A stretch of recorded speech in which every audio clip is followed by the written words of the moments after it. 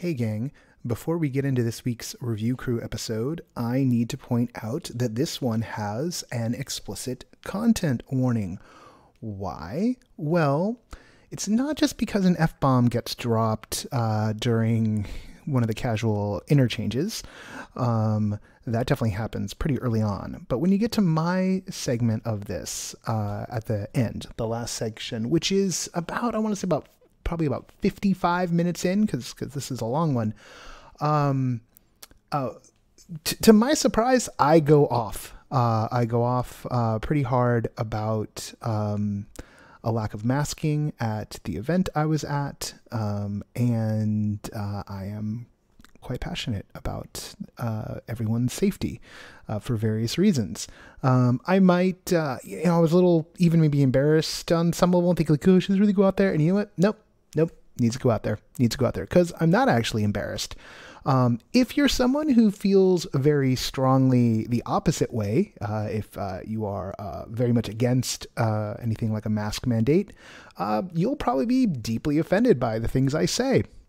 And that's okay by me. We really disagree. And sometimes that's what happens in the world. So, on the other hand, if you don't want to hear me curse a blue streak and don't want to expose yourself to that energy, you know what? Feel free to tune out once I come along. It definitely changed the tone, even of some of the stuff we're recording afterwards. So that's in me. You are forewarned. And I'm sure some of you are just going to skip right to it because, you want to go check it out. So I might say a few things afterwards. I might do a closing thing. But here you go. Here's the show. Hey, everybody. It is sometime after 5 o'clock on the West Coast on this, the most equal day of the year, other than that other equal day of the year. That's right. It's the autumnal equinox, and this is the No Persinium Review Crew. I am your host, Noah Nelson, your host for this week anyway. Joining me from across town in Los Angeles, wait, there's two of them, our executive editor, that would be... Hello, this is Kathryn Yu. Joining us from the East Coast, our East Coast curator at large. Hi there, everyone. This is Blake Weil. Blake, should we say what city you're in? Right now I am calling in from Philadelphia, but I travel. I will be going up and down the East Coast over the next month and a half or so. So, I'm based in Philly. Let's just say based in Philly. And you know what? For immersive purposes on the East Coast, other than New York City, Philly's the place to be. Just going to throw that out there. Just going to butter up the Philly crowd a little bit. From the other side of Los Angeles, although probably not actually other side. Laura, I have no idea which part of town you live in. Do not reveal it here. That is not, don't take the key the wrong way. We have No Pros Arts editor. Hi, Laura Hess. All right. I got a mood tonight.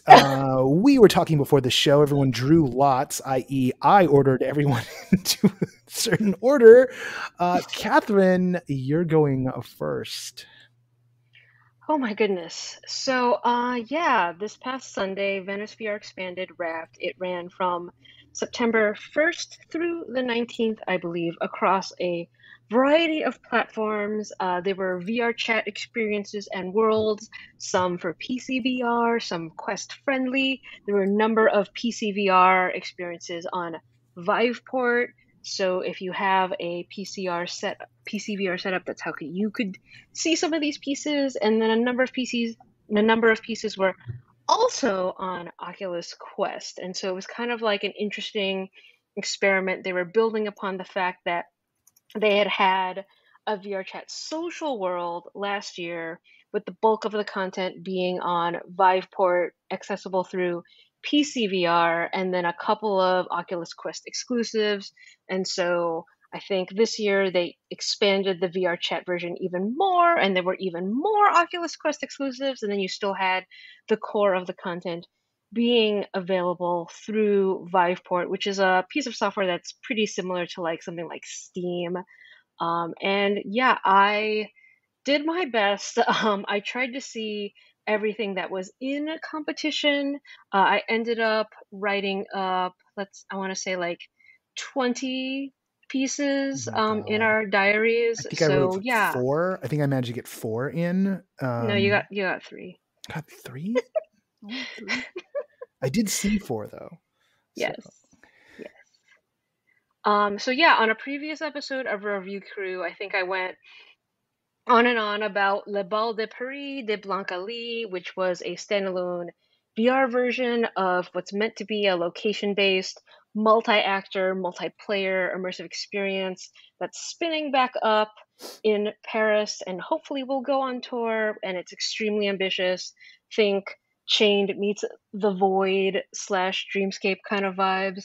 But I did want to talk about some of the other pieces that caught my eye, just that are doing really interesting stuff, because that's what Venice is all about. It's cutting edge material projects that are really playing with the differences between film and game, the different affordances of VR, ways that you can invite the participant to really be a part of the story world. One of them was a project that came out of the Biennial College. So that's kind of like their more boot camp educational thing. And it was called Labyrinthos. And it's a pretty short, like 15-minute animated piece that tells the story of a labyrinth, Minotaur, and his next kind of victim, a woman named Cora. And one thing that they did that was just really kind of mind blowing was that they took your typical 6 foot by 6 foot 3-dimensional space, and they really tried to break, like, in terms of non-Euclidean geometry. And so in the maze itself is like 3/4 scale, so you are kind of like a giant in the maze, and there were multiple instances where you as the participant would need to kind of crouch down a little, duck through an arch, and then as soon as you cross that threshold, you're in something that is theoretically, architecturally impossible based upon your understanding of the world before going through the arch. So you would go through these thresholds and all of a sudden have impossible architecture, impossible things happening. And I psyched myself out a lot, and I would like stand there, go through an arch and be like, whoa, where did this room come from? And then I would actually back up in VR and be like, what I'm seeing in the set, in the environment, there's no way that this room exists. And then I would go back through the arch and then I would be in that room. And so I thought that was like just a really excellent use of the fact that virtual reality as a platform allows immersive environments and immersive designers to do stuff that's literally physically impossible. So that was something that I was like, this is super neat. I love this mechanic, and I really hope that this project has a life beyond Venice. And then the other project I wanted to call out is actually, so they kind of did like a prologue of an upcoming VR game called The Last Worker, and you were just kind of getting that like beginning taste of the game itself. And so it was doing a lot of really smart things in terms of game design and story and world building, in that you start out in media res, where as soon as you begin the experience, you're in a mech and you're battling, and you're essentially going down this like long alley, long trench, and you're punching drones and punching through walls. And then when you get to the end, all of a sudden you see like the big bad, and he looks at you and he's like, "You're fired," and you're like, "Whoa, okay, what kind of world is this, and who am I, and why have I already been fired by someone who's clearly the villain?" And because of this setup, it kind of naturally lent itself to almost like a title credits sequence, where you start getting a lot of the backstory of the main character through almost like a cinematic cutscene, where you're being shown a dystopian society, and the main character, who's you, is a factory worker, and there's some subplot with a romantic partner who then disappears, and the whole time they're playing with scale, and you as the participant, as the main player character, actually inside a cardboard box full of the kind of a stuff, like, you know, that movie trope where you know someone's been fired because they pack all their stuff in a banker's box. They were kind of leaning into that and using those visual archetypes that we know from film and television to help build the story world and drop a little bit of backstory and lore without necessarily being really heavy-handed or explicit about it. It was more around like, oh, I'm in the environment. Where The kind of person that would like be fired would have this kind of stuff. where in the world are the creators from again? Did you say? I am not sure. I would have to look that up. Because that's the first thing when you were talking about that kind of feels like a sign that like, you know, this is definitely like a Western culture thing, like the banker's box thing, you know. I think they're out of the United Kingdom. The UK. Okay, but that makes sense. Yeah, so like EU, UK, Europe. And so in this game's prologue, like the first chapter is this mech battle, the second chapter is more of like a cinematic cutscene, and the third one, which I thought was super intriguing, all of a sudden you're plunged into this thing where you're almost like the operator of heavy machinery. It's almost like a futuristic forklift, and they introduce a companion character who's a drone and a robot who talks to you, and your character speaks back to them. And through the conversation with this busted ass drone, it turns out that the drone thinks it's your first day on the job, but your character's like, what's going on? I've been here for 25 years.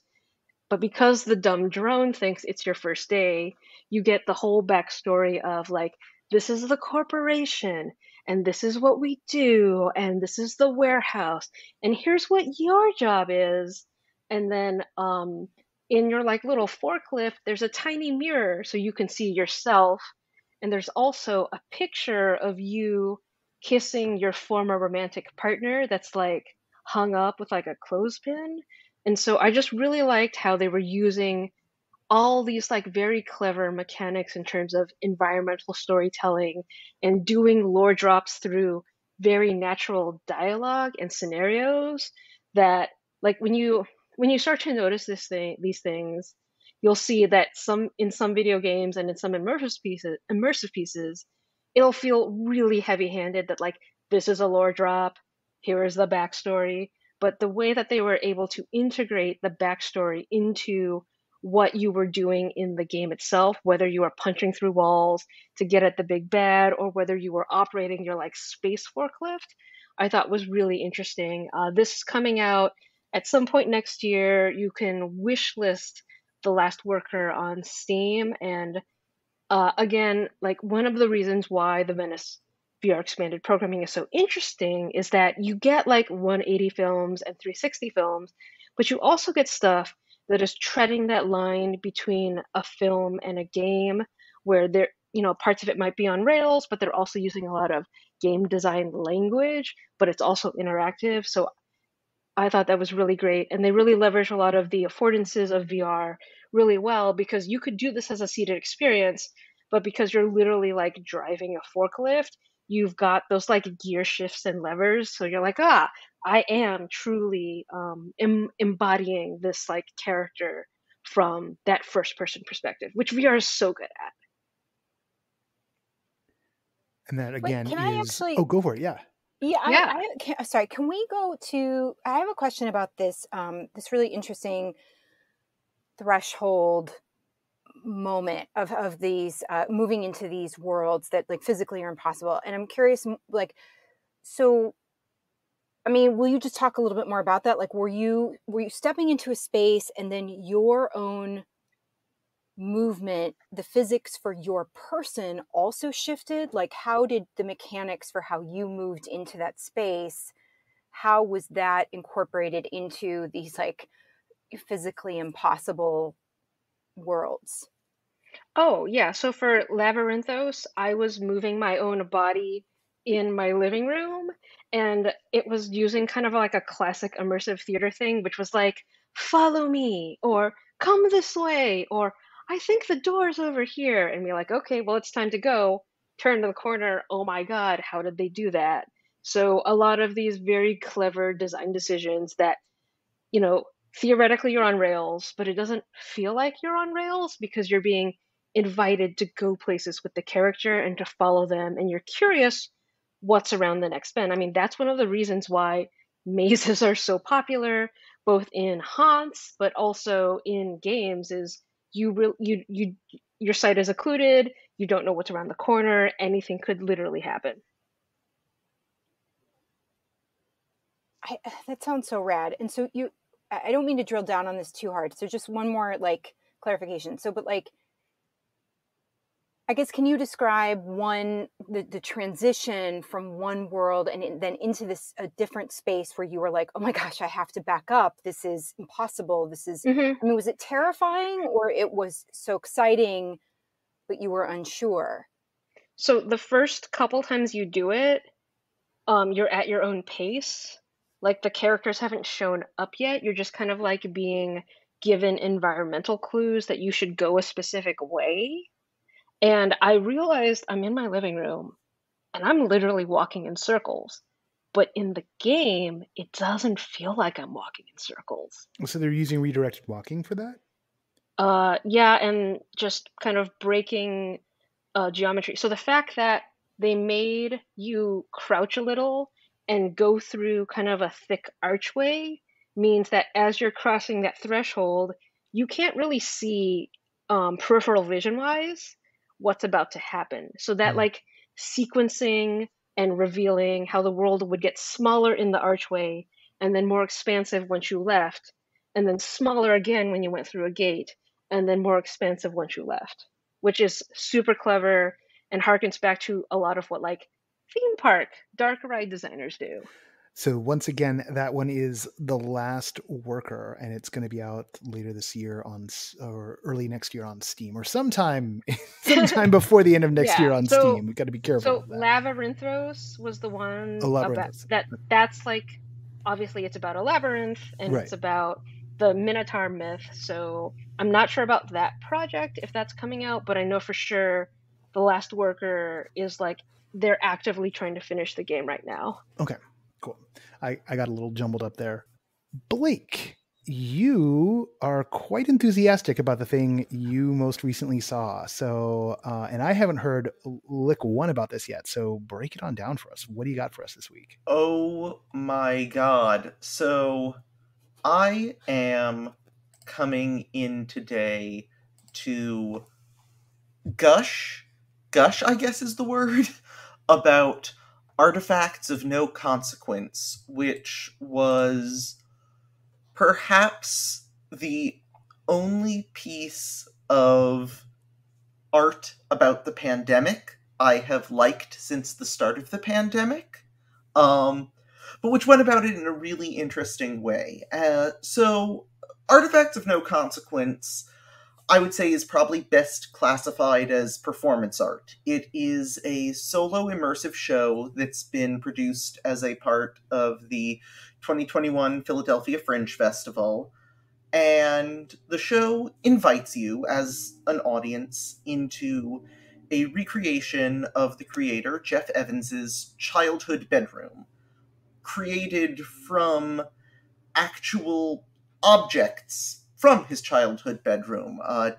Diaries, photos, old toys, and these are things that you're going to recognize. I recognized my own, multi-part snap-together Megazord from when I was 7. I recognized the full Animorphs set. And you're invited to dig through all this material as he monologues and welcomes you to try to find something. And that something gets left pretty vague, at least at the start of the piece. But as it goes on, and Jeff really pulls you into his world with this very sort of halting, tentative style, and dialogue which makes really interesting use of tense. As he does everything in the piece, he talks about it as if he will do it, that these are all things that he's planning, even if he is enacting them in the present. And it slowly becomes clear that what this piece is really about is the pain of losing yourself during the pandemic, and how stressful it is to feel this sense of divorce from all the things that used to define you. And that paired with this experience that a lot of us have had of returning to our childhood bedrooms and finding all these old artifacts, like so much shed snakeskin that used to define us, and finding that they don't really fit anymore, and wondering how you got where you are today, looking at things that don't seem to even indicate a path. And this sounds like the most dour show on earth when I phrase it like that, but what really makes it special is that it's also very warm and very funny. Jeff constantly will reassure the audience, do not worry, this is not one of those shows where I'm going to put on a million different hats and pretend to be different parts of my subconscious, and then there will be a 15-second pause as he kind of stares intensely and longingly at the giant rack of hats in the corner that you just know are going to come out, and he's going to have to do that by the end of the show. There's a couple musical numbers. There are, characters that he performs in the middle of it. And it really keeps it moving at a good clip without it getting too sour. But at the same time, there is this profound melancholy throughout the whole piece that really speaks to an emotion that I think I have been feeling pretty intensely in my life, but maybe haven't been able to articulate. And that's something that I really appreciate when good theater can do, and I think immersive is uniquely suited to do, because it creates mood better than any other medium that I know. And so for clarity, you're saying performance art, and so is this an entire presentation that you are certainly invested in, but that you are watching, or there is interactivity? There's definitely interactivity. It is about an hour-long presentation, and there's a lot of monologues during it. But you're both invited to explore the space and sort of talk back, turn some of the monologues into a dialogue, and also, sort of the big central interactive element that I didn't touch on is that you are given, I'd say about a third of the way through the shows, the creator's actual childhood to present journals and diaries, and invited to rifle through them and pull any quotes you think might mean something that you hand to him. And it's such, diary reads have become sort of a popular form of art because there is this radical disclosive nature to them, but not even to have them curated. It's clear there is too much content in these journals for him to be familiar with all of it. He was clearly, prepared to handle it, but surprised by some of the things that the audience picked out for him to read.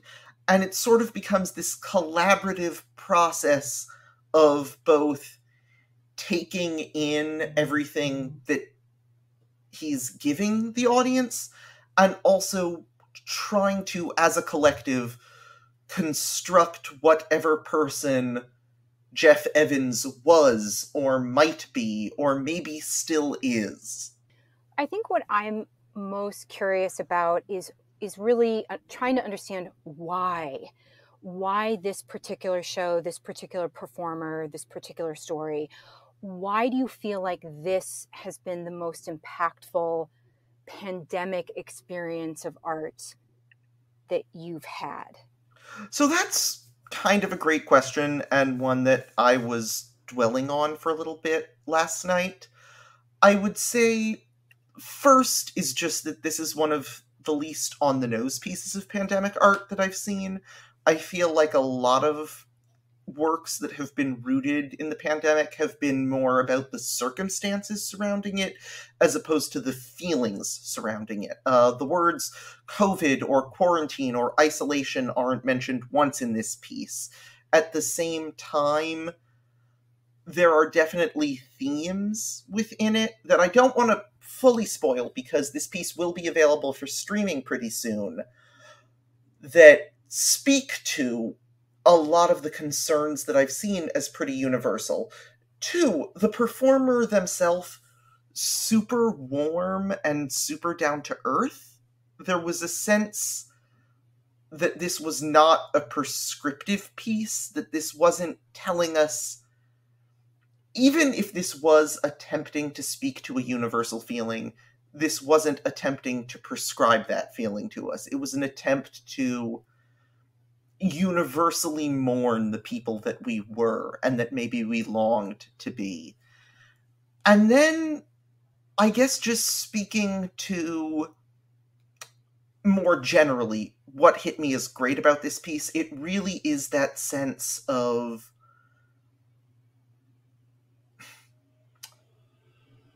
I almost want to say it's that it lets the audience discover what it's about on its own time. That it becomes clearer as the piece goes on, for sure, but there's this very interesting structural balancing act going on, where it starts as a piece where the audience is playing with Power Rangers figures and croquet mallets and the other bits and bobs that you might find in, like, a 12-year-old's bedroom. But as it goes on, and each realization is made, and themes start to pop up again and again, and the performance seems to hit this pitch of not a manic desperation, but a quiet desperation, that's where really it starts to dawn on the audience that, oh my god, we're looking at the ways all of us kind of broke down over the past year, trying to figure out who we are in this new world. And that we got to do it collaboratively. You know, I've seen some individual pandemic art where it's very easy to go, oh, I'm just reading into this based on my own experience. But because it was this piece where there was a sense of sort of audience collaboration in trying to reach, you know, an epiphany of identity, even if it never came, then we were able to see each other's reactions to it and realize that, oh no, we are not alone in feeling this way. And that sense of permission really made it special. And Blake, what was the name of that one again? Sure thing. This one was Artifacts of No Consequence by Jeff Evans. Sadly, tonight was the last live show. However, it will be available for streaming on October 1st through the end of the Fringe Festival. And while it might not be quite as strong remotely, I still highly recommend it. Laura, you drew the next straw, and you have something that a whole bunch of people messaged me about over this weekend. What's on the agenda? I am not surprised. It is fucking fantastic. Haven't seen the show in New York. I'll let you go though. God damn it! Now we have to put the fuck warning on. So no. The fuck warning is always on. Welcome to No Proscenio. When the red light. No, anyway. Okay. Yes, Laura. What do we have? Yeah, I'm really fired up about this show. So a little bit of context. This is Pipilotti Rist, who is a Swiss artist. This is her first West Coast retrospective, which I want to bring Kathryn in a minute into this conversation because she has seen what is predominantly the same show, although there are some differences. There's some new work. But she had seen a variation of the show in New York a couple of years ago. So this is called Pipilotti Rist, Big Heartedness, Be My Neighbor. It's at the MOCA Geffen Contemporary in Los Angeles. This has a long run, so this is great. This runs through June 6th of 2022. I was super excited to see this show. I was not able to make it to New York. I was not living in New York or visiting in New York during the Pixel Forest show back whenever that was, Kathryn, 2018? Probably earlier. Oh, really? Okay. So yeah. So there's a lot of stuff to talk about with this, but I'm going to try to keep it succinct and have some dialogue around this. So this show is Pipilotti Rist works in she's a multimedia artist, but her anchor medium is video. And there is loads of video throughout this exhibition. So people that have been to the MOCA Geffen Contemporary, it's a huge space. And it really is transformed by this exhibition. And this has pieces back from the 1980s, as well as contemporary work from this year. So Rist has a very unique perspective. It's often very playful, very sensuous. And the combination of what you have here is some incredibly large-scale physical installations that you go inside and around, or things that you sit on. I'm trying not to give too much away. And then again, there's video embedded throughout. And when I say that, I mean that literally. There is even video embedded in the floor, and the scale is really interesting. There's really tiny, tiny pieces, and then there's these incredibly large scale pieces. So this is a very immersive show, and it is the thing that I'm most interested to talk about right now is that one of the key themes of Rist's work is the public versus the private, how we decide what that is, and whether that's relating to our bodies, whether that's relating to our psyche, whether that's relating to our physical spaces. So this is a key exploration of Rist's work. And I thought it was absolutely fascinating that here's a show that I'm going to that has so much video. And it's like, oh, we've been entrenched in digital for the past, whatever it is now, 18, 20 months. I've lost count.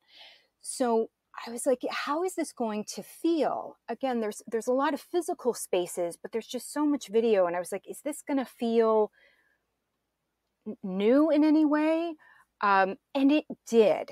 It felt, I think, even more resonant, although the caveat there is that I had never experienced Rist's work beforehand. So I have no, and this is where I want to bring Kathryn into the conversation, I don't have any expectations around her work from before the pandemic. I have no experience with that. But I was amazed by how fresh and deeply resonant and timely, even though, again, some of this work was made decades ago, well before the pandemic.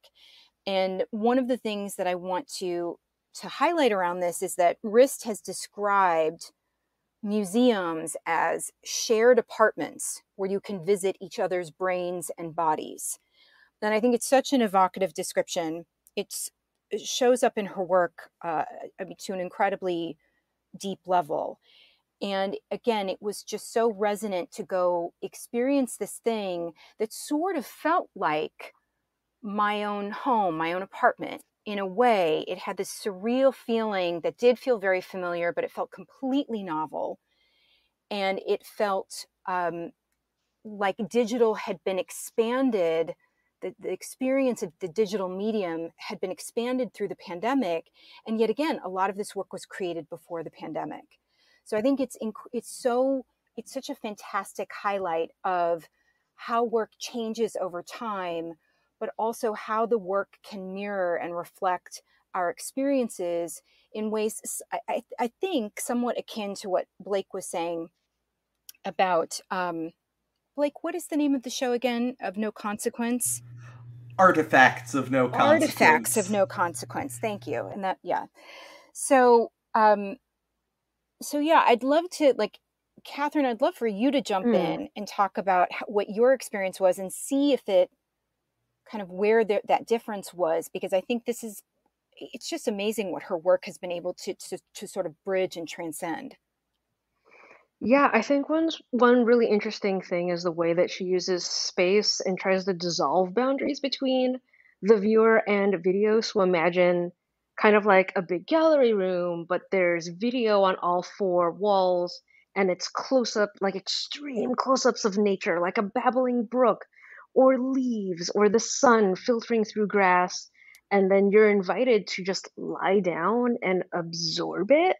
And this is a collective activity, and I'm hoping that they maintained a lot of that kind of sense, Laura, in the MOCA show. But you're with a bunch of strangers and you're just all kind of you're just being present and listening and observing. But yeah, I have very vivid memories of just like listening to the sounds of a brook, almost hypnotized, lying in a beanbag and like looking around, and there were like 20 other people also lying in a beanbag. Or the one that's like more Instagram friendly is kind of like these almost jagged looking crystals or shards of gems strung down from the ceiling on multiple lines that slowly pulse and shift, and you get gradients of color, and you just like run into other people who are in this forest of lights, and are pointing stuff out to each other, and wow, look at that, wow, look at this, and oh my god, it's so fascinating, yeah, hey, have you been here long enough to see it cycle? So I think the All I art can is think very about, approachable. all I can think about is like how soon we'll be seeing like dozens of knockoffs of this on on Facebook. Now that An it's like, immersive installation. yeah, Brought like to you by. like yeah, Brought to, immersive I know. immersive Braveling book, like coming soon to a Facebook feed near you. Because don't worry. It wasn't on Emily in Paris, so this one okay. maybe will Okay. dodge. All right. Burn. Well, there But are other. Burn. I think one of the things that's so interesting too about this show is that there are other. So there's Wonder Spaces a couple of years ago. There was a piece called Submergence by Squid Soup, and it's again, it's hung LED lights, and that has a different kind of programming and feel. There's sort of a murmuration that actually moves through that based on the programming of the lights. Incredibly beautiful and effective. What's so fascinating to me about Rist's work is that again, there's an underlying thread of humor throughout. And yes, I totally agree with what Kathryn's saying. The Pixel Forest, it sort of, people would kind of disappear into it, which was a different thing versus like either a Kusama room or again, this other piece I'm talking about, Submergence. It really was so enveloping where, I mean, I was standing there and taking video and photographs, and people would really sort of disappear into it. And then the soundtrack would have sometimes very, strange or very just kind of lovely, subdued moments. But then there would also be these moments that were really odd, jarring, or again, funny. And so there's a unique recipe of what she's bringing together. And as I mentioned in my review, and this taps back into what Kathryn was just saying, you have a very intimate experience in the show. It's very personal. It's very subjective. But you also have this incredibly communal, shared experience. And you really are immersed, and I know we talk a lot about that word, you really are immersed in not only these spaces, but in her, again, unique sort of recipe, unique perspective. And I got home and I was sitting at my kitchen table, and in my periphery, there's a picture window to my left. And in my periphery, I had this very strange sensation.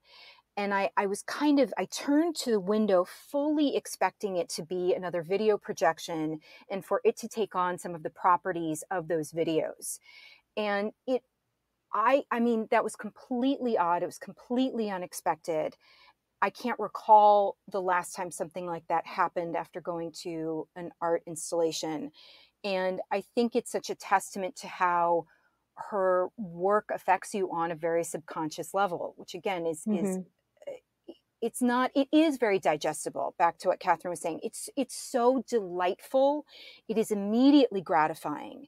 It is totally digestible. And yet you take so much home with you. And Christopher Knight, the veteran LA critic for the LA Times, the headline for his review was sort of something along the lines of like, forget immersive Van Gogh. This is the thing to go to. And I think it's true. Not just, I think there's a place for, or there's an itch that the immersive Van Gogh, immersive Monet, all of those immersive art installations are satisfying. But this is something where it's affecting you on a much deeper, I would argue, cellular level. And I think Oh, her yeah. work is deceptive in how fun it can be and digestible it can be. There's so much that's happening underneath it that people may not even realize until a little bit more time has passed. This is a full course, delicious, nutritional art meal. Well, and I think Oh, yeah. the thing is that when we're talking about, installation art, there's installation art as something that is kind of commodified. And this idea of like, well, what are the qualities of it? Well, you have projection and you project on things, and you have objects and maybe you're projecting on those objects. And there's all the things you can do that like technically do the thing the same way that, a Thomas Kincaid painting is technically a painting, right? Like, I mean, I get it. There are people who are enthusiastic about Thomas Kincaid paintings. I think that's the mass-produced painting person. I'm trying. My art world thing isn't perfect, but that I could tell you stories about Thomas Kincaid. Fantastic. Okay, podcast. good. All right, so I got it right. But that's the important thing. I got it right. So like that, a Thomas Kincaid painting is a painting, but it's not the same as a Monet, as a Van Gogh, and the way you the experience that can create, particularly when we're talking about large scale pieces of art that kind of envelop you, that open up a space between where you are as the observer and the thing which is observed. And there's a real kind of ineffable magic to it that requires an artist and not just all of the tools of the art. That doesn't mean that some of these things that are being kind of mass produced can't have a great effect. But actually I've got an example in my section. I'll give in a second. So I'll hold off to riff on something, but yeah. But you can tell that Rist is trying to say something. Right. And exactly. Kind of tongue in cheek, wink, wink. Because once you mentioned the humor aspect, Laura, I do remember one of the projections being this hilarious giant eyeball, extreme close up, enormous there. And that underlying self-awareness is also what makes the art super compelling. But yeah, I totally agree with you. Leaving that show, I felt like parts of my brain had been rewired.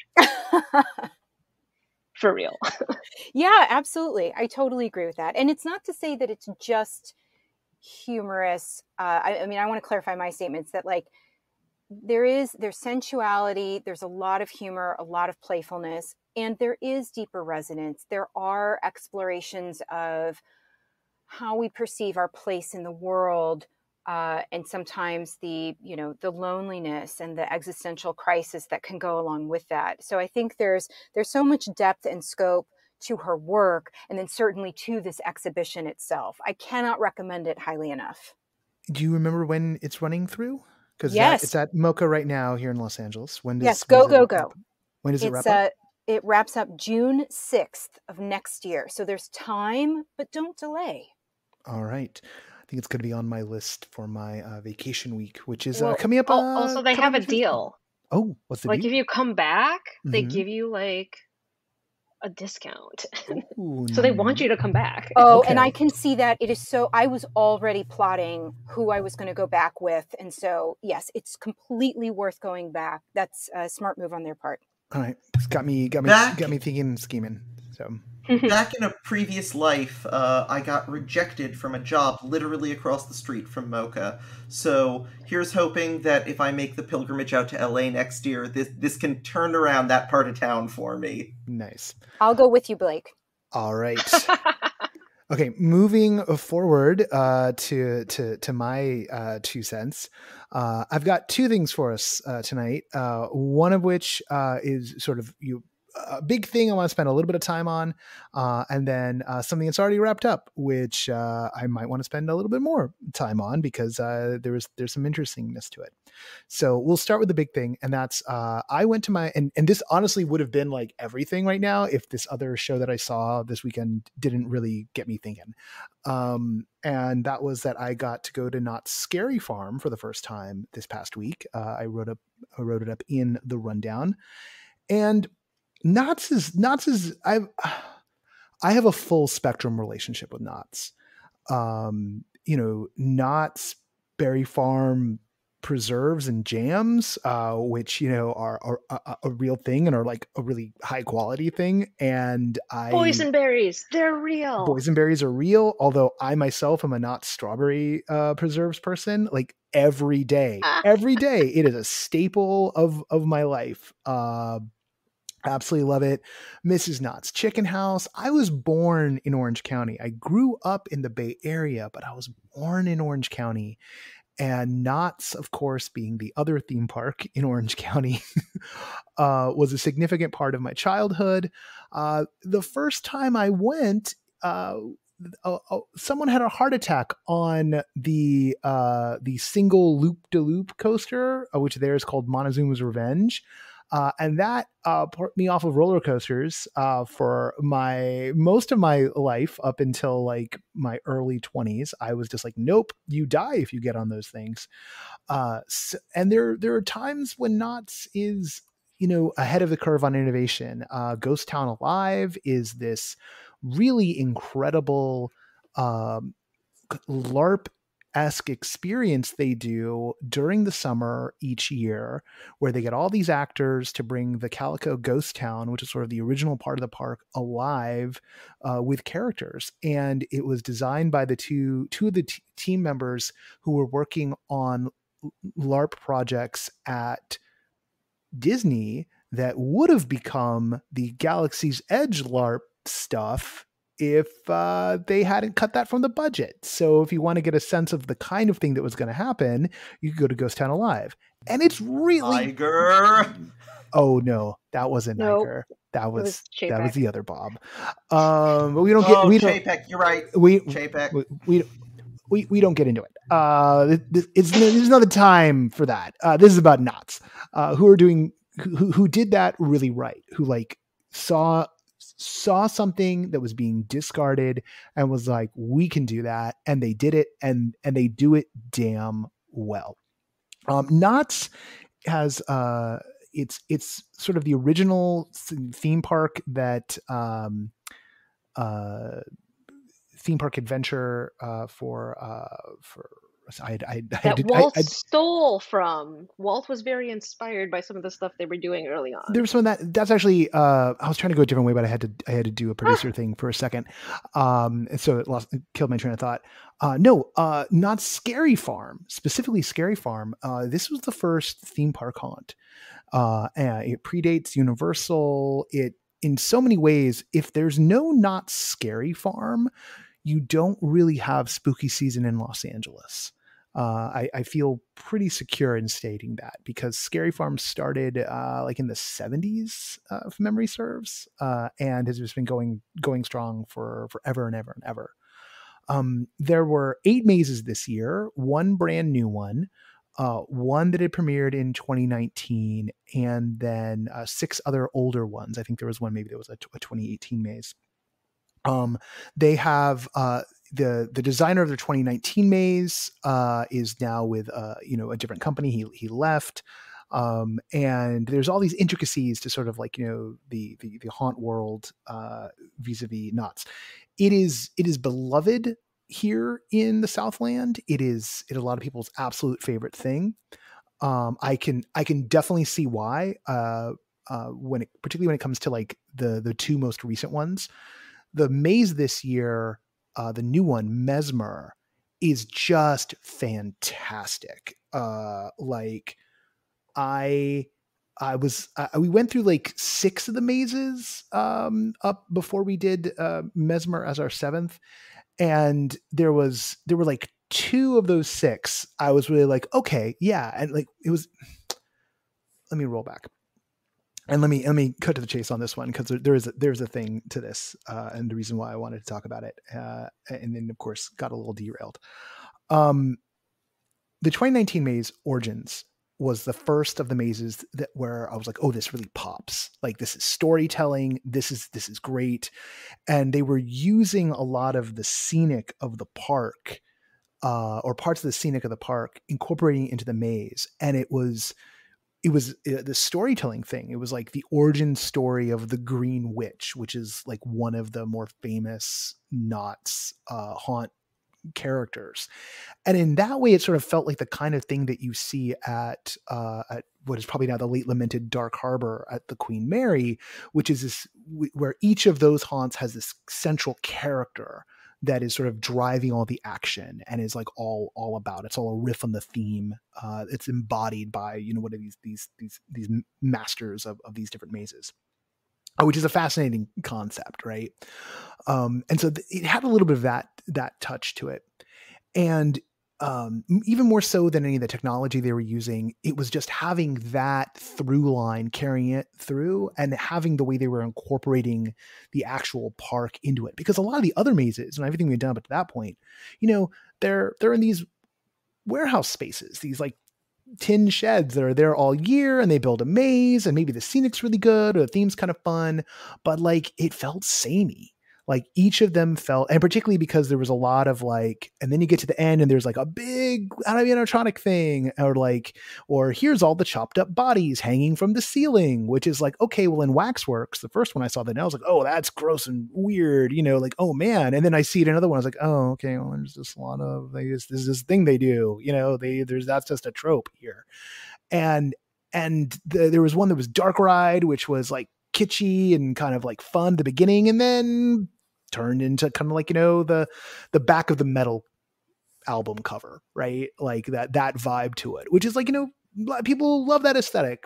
I'm not one of them. So I'm like, love it or leave it. Jump scares don't really do much for me, other than remind me to like, please don't hurt the poor actor. They're just doing their job. And so I just, you know, walk around with my hands in my pockets. But Origins had storytelling to it. And then Mesmer was just a total trip. Like, the aesthetic was just like, you know, like late Victorian traveling carnival, and had this like one scene that was just two actors, but felt like super sinister. And then there was just, there were scare actors jumping out and things, but there was just these weird, just moving walls and moving floors and like death emerging from clocks. And it just felt, there was one absolutely beautiful thing. You walk into this little chamber and there's a woman playing violin, except she doesn't have a violin. It just looks like she's run her arm raw by playing the violin on her arm. And like the recording just says like, and she discovered that the most beautiful music came from inside. And I'm just like, this is macabre. This is just beyond weird. I love it. So really my jam came out of that buzzing, went to another one, then came back to that one because this couldn't get enough of it. But here's the thing. Orange County, where I was born. Orange County is a culture war zone, and not so into the masks. People were just... They were telling people, hey, masks are recommended, but not required. And I think there were some signs that actually maybe said that they were required. It was a little confusing, but there were a hell of a lot of people walking around those mazes without any masks on. That included the employees. You know, I hope all the employees are vaxxed. It's Orange County though. I don't know. And it just feels like we've come so far. We're 18 months into this. We're going on the 19th month. And I just don't like the idea that the people who aren't willing to do what it takes for us to get the fuck over this fucking pandemic. And I've lost people in this thing, right? I have skin in the game. And that people aren't willing to just fucking take one for the goddamn team and just do what's necessary, are instead being rewarded for being big old babies. and being, let's just run around, and that this could, I am certain that plenty of the people who were there were not vaccinated. And it's just like having to be reminded. It's weird. I know that the reason why they're not getting in people's faces about it. And I saw one guy, who wasn't a mask, tell an employee, "Hey, could you pull your mask up?" And the employee was like, no, I don't have to. While he was like security screening him in. And I was just like, well, that's bullshit. That's someone who's been invited. It was invited dress night, it was press night. It's like, and that's how the employees are treating people. I was just like, oh, this is just feels fucking sloppy. And the art is, even good, right? Like there's parts about this where the art is good, and just have that going on, and to have people being rewarded for behaving badly this entire time. And it's like, oh, their delicate sensibilities can't handle seeing people in masks. Fuck that. It's Halloween. The mask is often part of your costume. I fucking also, well if you're know it. Screaming, you're spraying aerosols, right? Oh yeah, screaming. But just that they're fucking being, because here's the thing, right? It's gonna ruin my fun if I'm wearing a mask. Oh, it's gonna throw me out of the experience of wearing a mask. Well, guess what? It fucking threw me out of the experience, because all I can think about is all the fucking idiots who are walking around this thing, who are exposing themselves. And so this is the thing, you're going to impact one group or the other. And I'm just saying right now that I, for my part, am done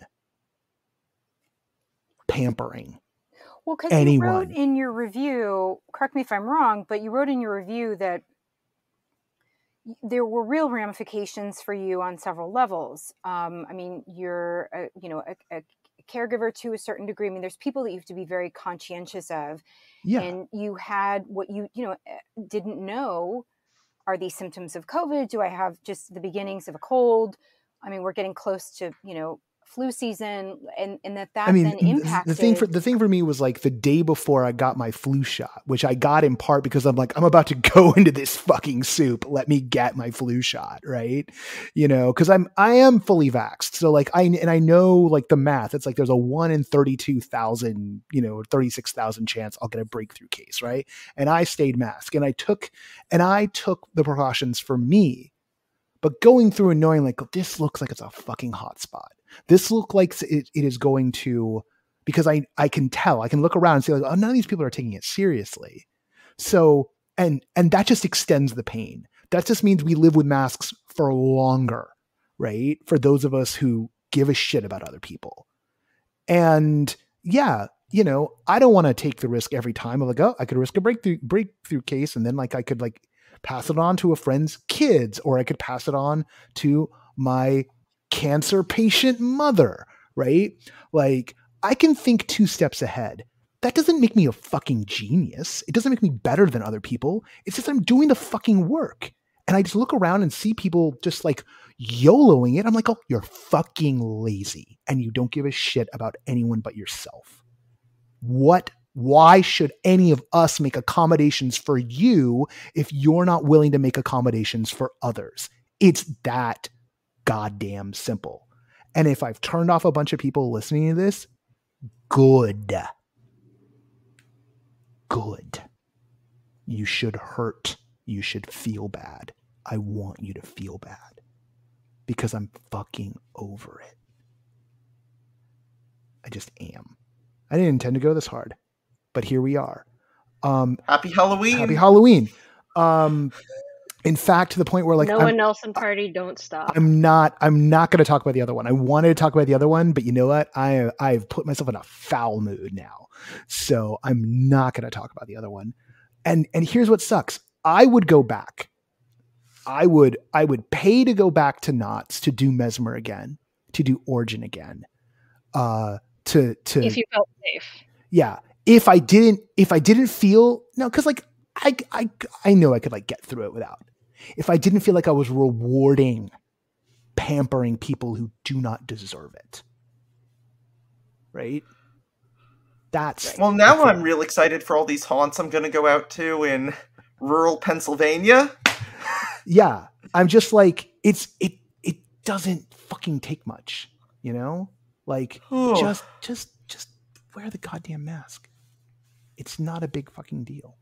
I mean, it is a huge fucking deal, but I'm so